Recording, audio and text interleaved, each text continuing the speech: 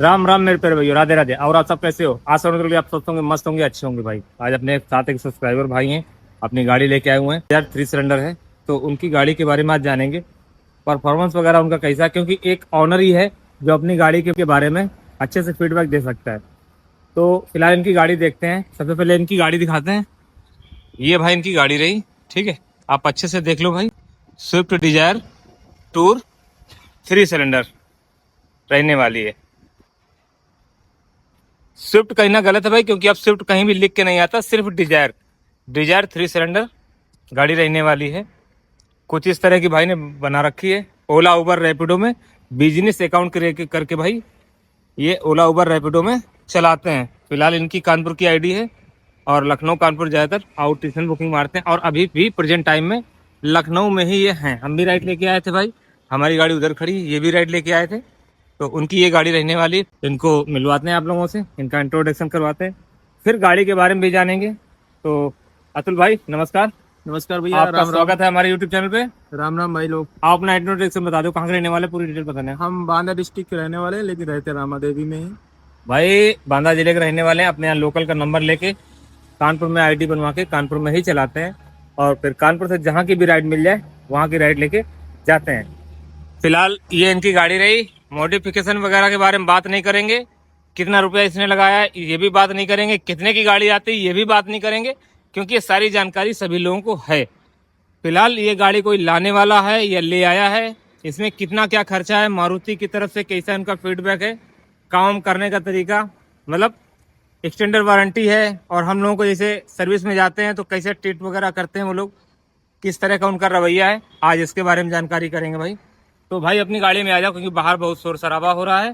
तो इनकी गाड़ी में बैठ के जो है बात करेंगे कि भाई इनका जो है एक्सपीरियंस मारुति के साथ में, इनका एक्सपीरियंस कैसा रहा।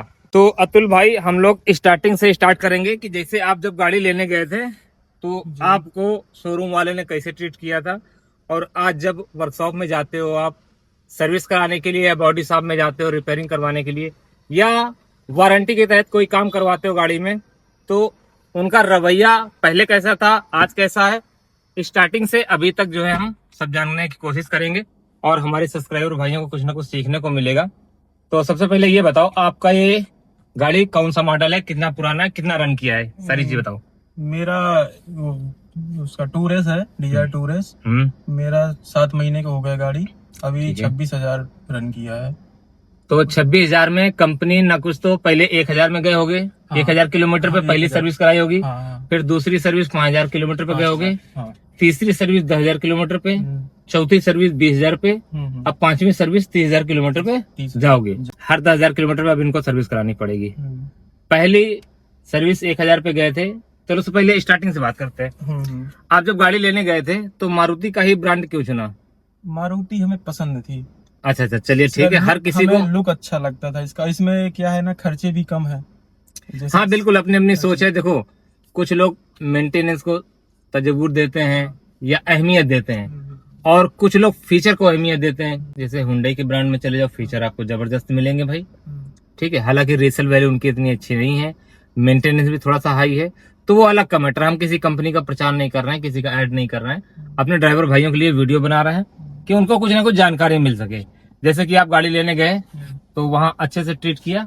पहले तो जब सेल करना होता है बहुत अच्छा ट्रीट करते हैं, बहुत अच्छा स्वागत करते हैं, लेकिन जब अपने नाम गाड़ी हो जाती है ना, तब तो फिर उनका रवैया बदल जाता है। बिल्कुल भाई, देखो जो सच्चाई है वो बताना हमारे सब्सक्राइबर भाइयों को। कोई इसकी ब्रांड की बड़ाई नहीं करनी है, और ना ही अननेसेसरी बुराई करनी है। जो रियलिटी आपके साथ में हुआ है वो आप अपना एक्सपीरियंस साझा करोगे।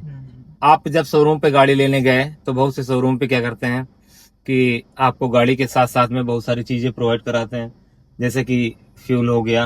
आपको जैसे हमारी बात करें, सीएनजी फुल करके दिया था और 5 लीटर पेट्रोल की पर्ची दी थी। आपके साथ ऐसा हुआ? सीएनजी आधी मिली थी, आधी टंकी, और 5 लीटर की पर्ची मिली थी। चलिए ठीक है, कहीं तक सही है। हाँ। अच्छा, दूसरी चीज ये कि जब गाड़ी डिलीवरी करते हैं तो फोटो वगैरह होती हैं, केक वगैरह काटे जाते हैं, कहीं कहीं केक न देके आपको गिफ्ट के तौर पे चॉकलेट या मिठाई वो तो या उस टाइप का कुछ देते हैं? उतनी समय कुछ नहीं था, जब हम फर्स्ट सर्विस में गए थे तब चॉकलेट दिया था। अच्छा अच्छा, मतलब स्टॉक में माल था नहीं, था नहीं। तो बोले भैया आपको हम बाद में प्रोवाइड कराएंगे, लेकिन केक काटने वाला सिस्टम वहाँ पे नहीं था। कुछ नहीं। कुछ शोरूम वाले भाई केक कटवाते हैं और कुछ शोरूम वाले उसमें केक क्या था नहीं ना, कटवाते। 2-3 गाड़ी डिलीवर होनी थी, उनको लग रहा था कितना जल्दी निकले, अच्छा अच्छा, मतलब सेल कर दिया है, मतलब हाँ, भगाने के चक्कर में कितना थे। जल्दी निकले। तो भाई शोरूम वाले ऐसा ही करते हैं, जब तक कि आप गाड़ी खरीद नहीं लेते हो तब तक वो आपके साथ हैं, गाड़ी खरीदने के बाद बेचने के बाद फिर वो भूल जाते हैं कहाँ कौन किसके साथ में होगा।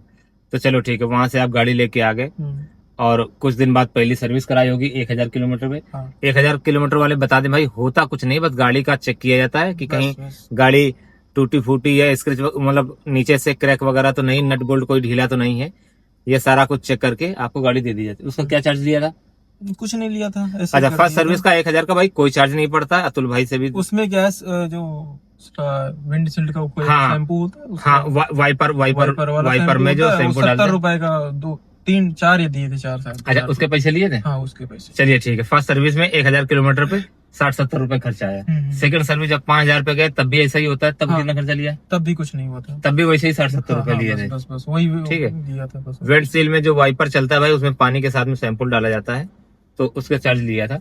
तीसरी सर्विस 10,000 किलोमीटर पे कराई थी, तब कितने खर्चा आया था? उसमें आया था हमारे वही 4300 आया था। अच्छा ठीक है भाई, उसमें हमने फिल्टर बिल्कुल उसने मतलब कंपनी वाले बोल रहे थे ये करा लो वो करा लो, तो ज्यादा। देखो 3 ही सर्विस फ्री होती हैं और जो भी पार्ट पड़ेंगे उसके पैसे पड़ेंगे, खाली लेबर फ्री होती है। हाँ। तीसरी सर्विस में आपका मोबियल चेंज होता है, मोबियल फिल्टर चेंज होता है, जो कि कंपलसरी होता है।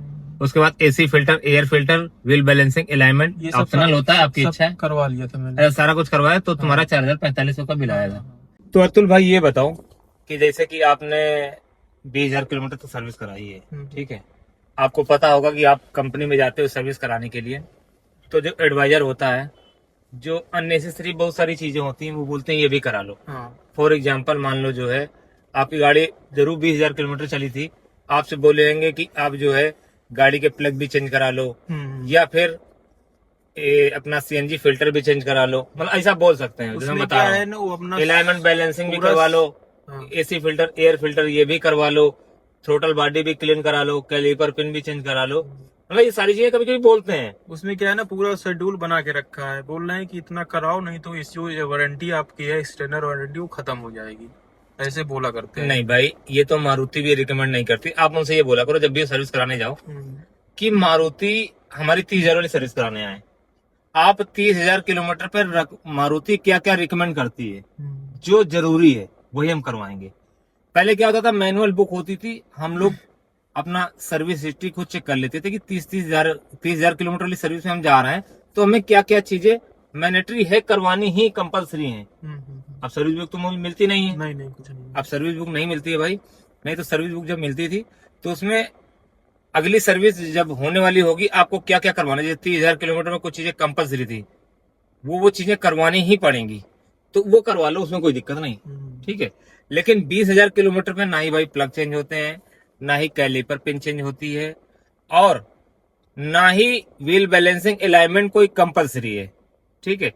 ना ही जो है पेट्रोल का फ्यूल फिल्टर चेंज होता है, ना ही पेट्रोल के इंजेक्टर क्लीन होते हैं। बहुत सारी ऐसी चीजें हैं जो आपको अननेसेसरी भाई वो लोग कंपनी वाले बोलते हैं, आप उनको बोल सकते हो कि नहीं, मारुति की तरफ से जो रिकमेंड किया गया वो चीजें हमें बताओ, वो चीजें मैं करवाऊंगा, उसके अलावा मैं अलग से अभी कहीं कुछ नहीं करवाऊंगा, ऐसा आप बोल सकते हो, ठीक है। अब बात करते हैं, ये तो हो गई सर्विस के लोग। अब दूसरे आता है बॉडी शॉप में कभी गए हो कि नहीं गए हो, और वारंटी के तहत फ्री में कुछ काम करवाए नहीं करवाए, जैसे साकर का है, सस्पेंशन का है, या फिर गाड़ी में और कोई काम जो फ्री में होता है। फ्री में कोई काम नहीं कराया। स्टैंडर्ड वारंटी में कभी कोई काम कराया है? नहीं कुछ नहीं। बॉडी शॉप में कभी कुछ ले गए हो अपनी गाड़ी? बॉडी शॉप में 2 बार ले गए हैं। बॉडी शॉप में भाई 2 बार ले गए हो, 2 बार। वहां का आप रवैया बताइए, और फिर गाड़ी का जो है सेफ्टी को पर्पस को लेके, या फिर कितनी इसकी चद्दर वगैरह मजबूत है, बॉडी इसकी कितनी सॉलिड है, उसके बारे में बात करेंगे। सबसे पहले ये बताओ, जब आपकी गाड़ी के साथ एक्सीडेंट हुआ था तो रोड साइड असिस्टेंस की आपकी जरूरत पड़ी, मतलब जैसे क्रेन वगैरह है, उसकी जरूरत नहीं पड़ी? आपकी गाड़ी चलने लायक थी, आप वर्कशॉप गए, बॉडी शॉप गाड़ी बनवाने के लिए, वहां पे आपको कितना समय लगा?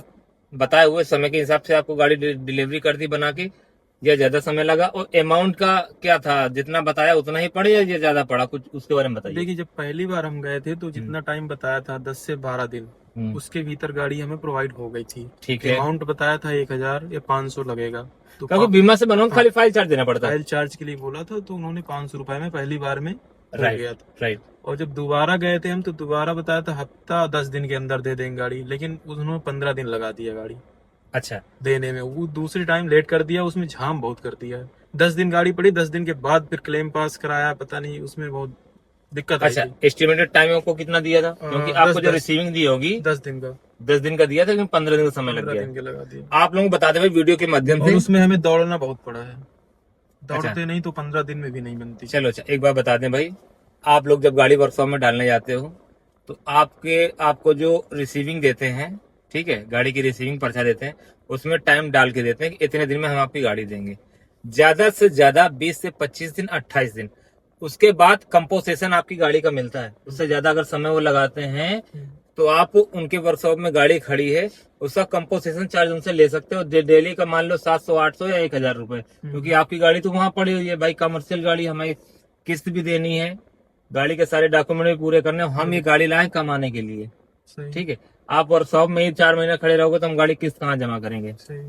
तो इसलिए अगर 2, 4, 10 दिन, 15 दिन, 20 दिन होता है तो कोई बात नहीं। उससे ज्यादा दिन है तो आप कंज्यूमर फोरम में जाके आप उन पे केस डाल सकते हो, या फिर ऐसा ही कंप्रोमाइज के तौर पे जो है आपको कंपोजिशन फीस को कुछ ना कुछ अमाउंट आपको ऑफर करेंगे। वैसे ये नौबत आती नहीं है, अगर आपको जानकारी है तो।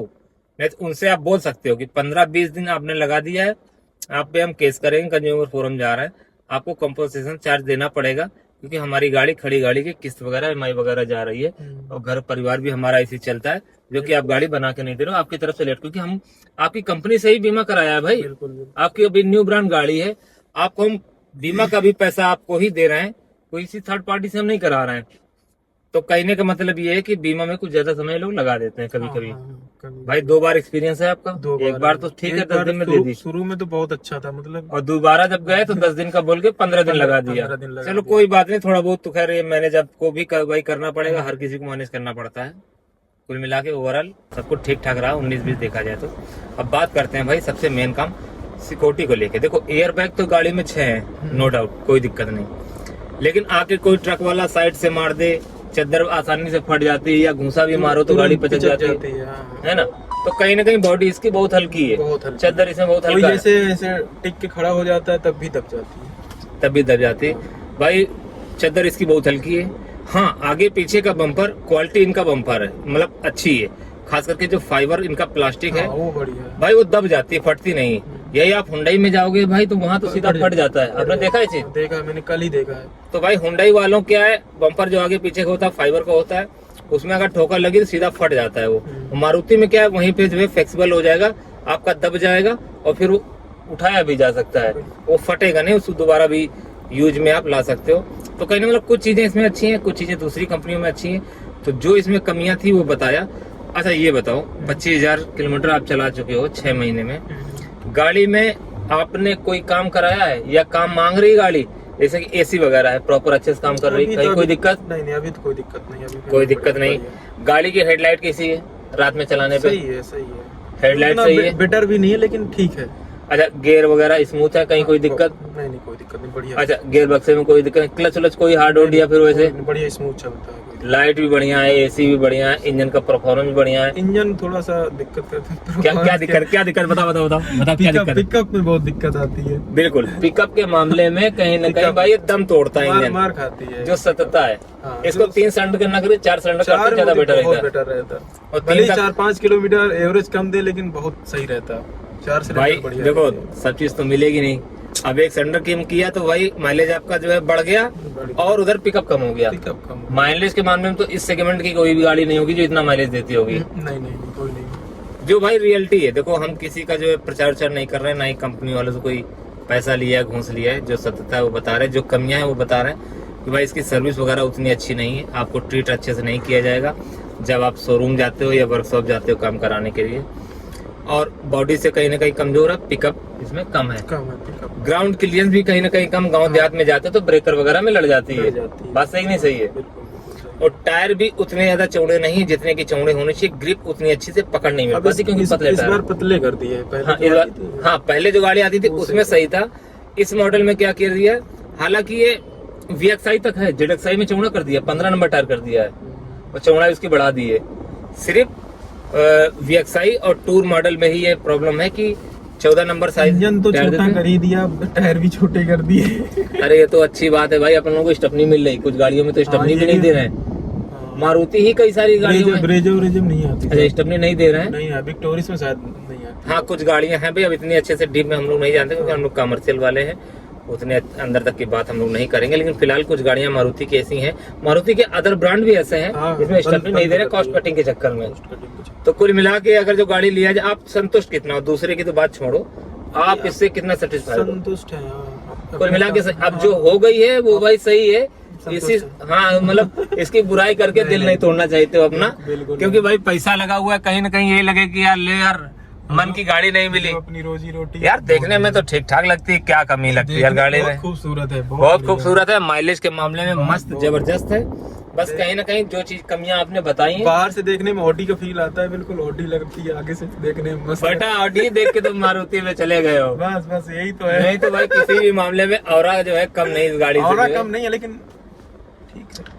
कुछ चीजें लेकिन उसमें अच्छी, कुछ चीजें उसमें अच्छी। मेंटेनेंस उसका महंगा है। बिल्कुल, हर बिल्कुल। जगह उसकी सर्विस नहीं, इसकी सर्विस हर जगह उपलब्ध है आपका। बिल्कुल हर जगह सामान उपलब्ध है। हर जगह मिल जाएगा इसका। बिल्कुल बिल्कुल, बस यही कि थोड़ा समय निकाल के हम लोगों को जाना पड़ता है थोड़ा समय और थोड़ा सा उतने अच्छे से वो लोग ट्रीट नहीं करते मारुति वाले। कहीं ना कहीं ये चीज हम लोगों को थोड़ा खलता भाव है खाते कि हैं, 8-10 लाख लगा के भी यार कोई भाव नहीं देता भाई। भाव उनके महंगे हैं। बस उनके लुकैया ऐसे पीछे लगे रहो तब तो आपकी गाड़ी का काम होगा। हाँ तब तो अगर आपने ढीला ढवाला छोड़ना तो सुबह गाड़ी छोड़ोगे, रात में ही आपको शाम को ही मिलेगी, रात को उससे पहले मिलने वाली नहीं। अच्छा वॉशिंग कैसा है, मारुति वाले वॉशिंग सही से करते हैं, वॉशिंग सफाई अच्छे से करते हैं, कहीं कोई दिक्कत नहीं, वॉशिंग बहुत अच्छा, वो सारा कुछ करते हैं। वॉशिंग बढ़िया करते हैं। तो भाई ये भाई अतुल भाई का एक्सपीरियंस रहा। सच कहा गया है भाई कि जो ऑनर होता है ना वही हकीकत बता सकता है। तो आज अतुल भाई ने अपने फीडबैक दिया है। देखिए, झूठ बोलकर किसी को अंधकार में ढकेलना अच्छी बात नहीं है, जो हकीकत है वही बोलना चाहिए। वही बोलना चाहिए। वो हमारे जो भी सब्सक्राइबर हैं वो सब जानते भी हैं, आधे ज्यादा लोग जो है इसमें बहुत कुछ जानकार लोग हैं जिनको सारी चीजें पता है। तो झूठ अपने लोगों से क्या ही झूठ बोलना है ना, अपन लोगों को क्या मिल रहा है, किसी को फंसा के किसी को झूठ बोल के नहीं बहुत अच्छी गाड़ी है और बाद में वो गाड़ी ले ले और फिर बाद में गरिया, उससे फायदा क्या कोई है। फायदा नहीं। हम लोगों को ना ही ऐसे भाई व्यू चाहिए, ना ही ऐसे जो शाम है सुबह दिन सब्सक्राइबर दोपहर चाहिए। मिलते भी रहते हैं, सब कोई सब्सक्राइबर बिल्कुल मिलते भी रहते हैं। भाई, किसी से बुराई लेके हम लोग क्या मिलेगा, वो झूठा कंटेंट हम लोग बनाते नहीं भाई, सत्य पे ही आधारित हमारा वीडियो होता है। उसी तरह कंटेंट देखने के लिए भाई हमारे चैनल को सब्सक्राइब करें, लाइक करें, कमेंट करें। मिलें किसी नेक्स्ट वीडियो, तो सभी भाई को राम राम, राम राम भैया। जय हिंद, जय भारत। भैया जी का चैनल सब्सक्राइब करिएगा, बहुत अच्छा वीडियो बनाते हैं, लाइक सब्सक्राइब करिएगा। Okay bye.